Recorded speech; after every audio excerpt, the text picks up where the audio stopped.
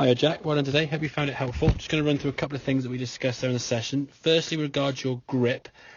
Personally, I think your grip wasn't that strong in terms of where it was, as you said before, where you were hooking the ball to the left. I think the hook was more due to something else in the swing, possibly the weight hanging back in your arms kind of flipping at it, which could cause the club face to close. But I wouldn't say it's a direct relationship to your grip. So when you put your hand more on top, for me, it gave you more of a restriction.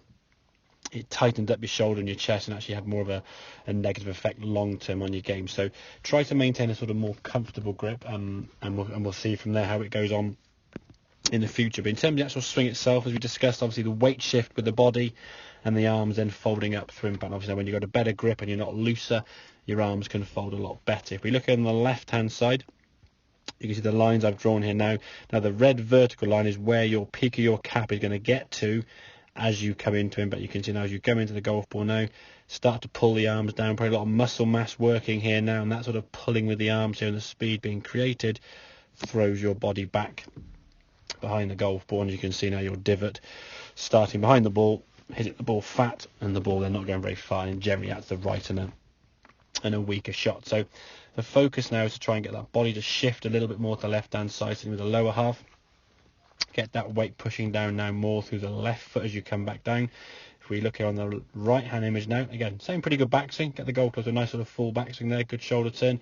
As we start shifting back now, you can see as you come, there's a little bit of rocking back here now, but certainly a lot less than there was previously. A lot more cleaner strike of the ground, and as a result of that, I think the better grip, the softer grip pressure, and the ability for your arms to fold correctly and your body to shift. You can see now with this follow through, and this was the last one you hit the follow through right the way through, a much fuller movement there.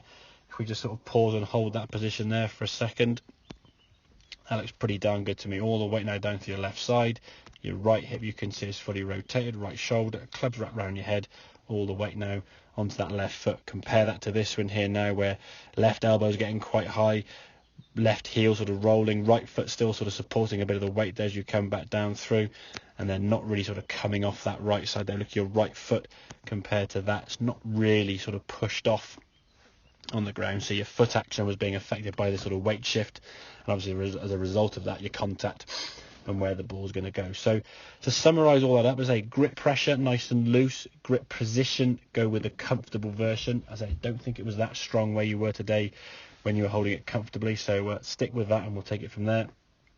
And then in terms of the movement now from the top of the backswing, you can practice sort of shift, shift, shift, so you're getting your body to move onto that left side.